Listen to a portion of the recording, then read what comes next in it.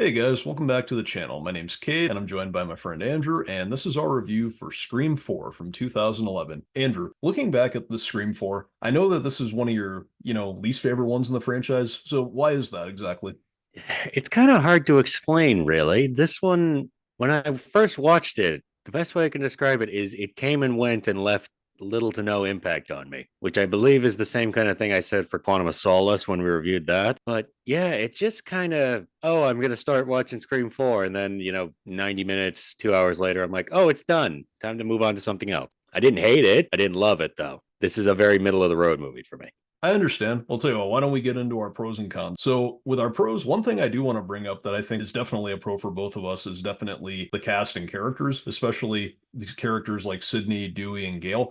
That's something that I always look forward to when I watch one of these movies. I always love seeing their chemistry and their dynamic. It's always just such a fun thing to explore. And, we've mentioned this in some of our other reviews for the past Scream movies, but one issue that I think we've always had with slasher movies is that we don't always have as much, we're not always as attached to the characters like we are with the Scream franchise. And what part of why I think these characters are so easy to get invested in is the fact that they're all so different and they're all just very likable characters. Yeah, I definitely get what you're meaning. And yeah, and that's something that kind of lends credence to both the writing, the acting, performances, and the direction is that you are able to still care about these characters and they're still progressing and hitting and developing in the fourth installment of a franchise. That's not easy to do. Like I think a perfect example is Sydney Prescott. In the first movie, she's, headstrong and, and she's aware of what's going on around her, but she's clearly still a little in over her head, which I mean, anybody would be in that circumstance. By this movie, she's clearly been through it and she's clearly a lot more prepared and a lot more, I don't know, best way I can describe it is kind of just badass heroine, kind of more like Sarah Connor in Terminator 2 compared to how Sarah was in Terminator 1 because she's been through it at this point.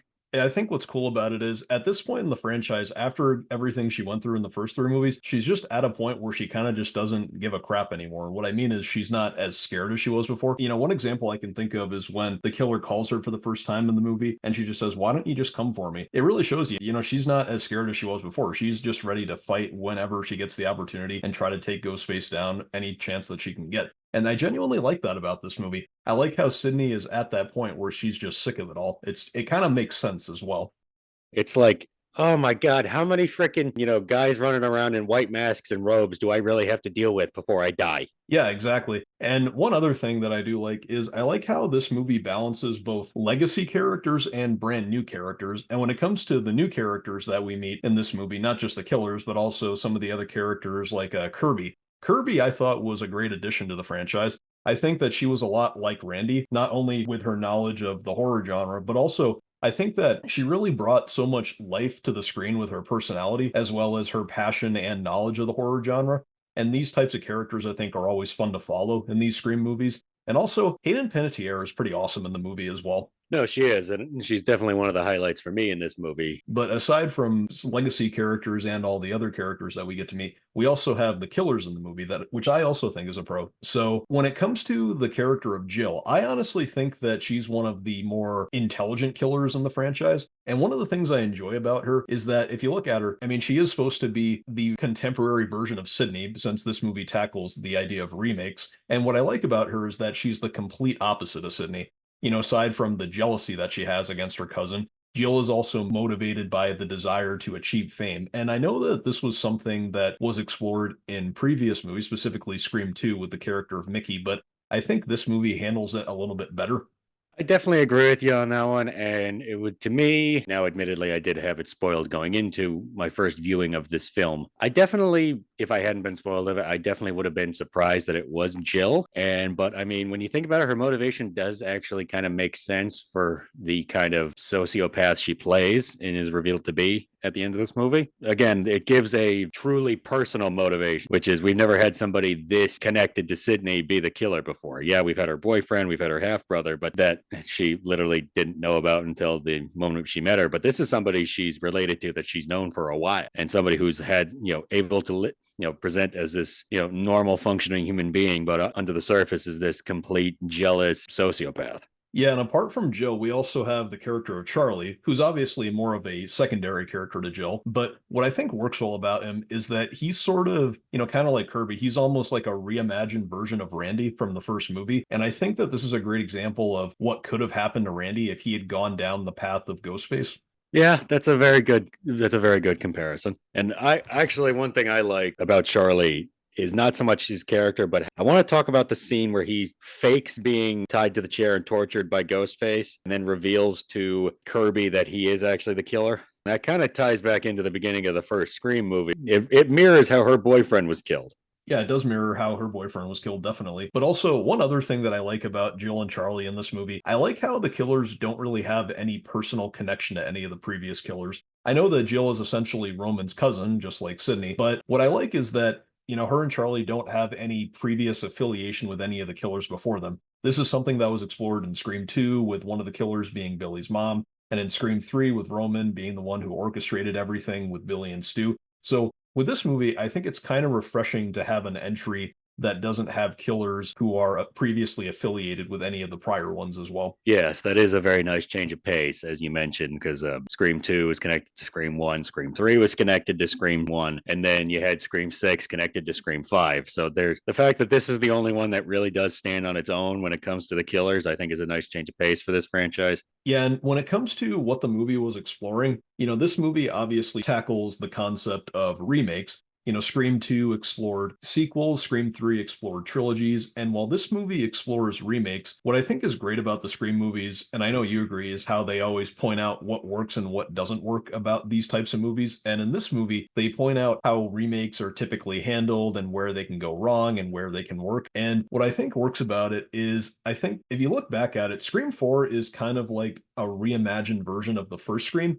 It recreates certain elements from Scream 1, but it tells its own story while doing that. Yeah, and it's kind of like it's not really exactly the same thing because it's not really a reboot that ignores other sequels, but it's kind of like Halloween 2018 in that way. It takes legacy characters that we know and love and puts them into a new story that is similar to the original but different in enough to not just be a carbon copy. And that was also something that they would do with Scream 5 and when the series was rebooted roughly a decade later. Yeah, and I think a great example of how it sort of reimagines the original, if you think about it, what I was saying about Jill and Charlie, if you think about it, this movie teases the idea of what if Sydney and Randy were the killers instead? And I think that that's really interesting. Yeah, it really is. And another thing I need to mention that one thing I do actually like about Jill that makes her stand out is she's the only ghost face, correct me if I'm wrong, who actually kills her co-conspirator.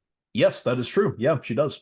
Billy didn't kill Stu. Mrs. Loomis didn't kill Mickey. Obviously, Roman worked alone. And then once you start dealing with the Scream 5 and 6, none of them really end up killing each other. So I do have one more pro I want to mention about this movie. One of the things that did actually stick with me is that this movie actually has maybe my favorite kill in the Scream franchise. I think I know which one you're talking about.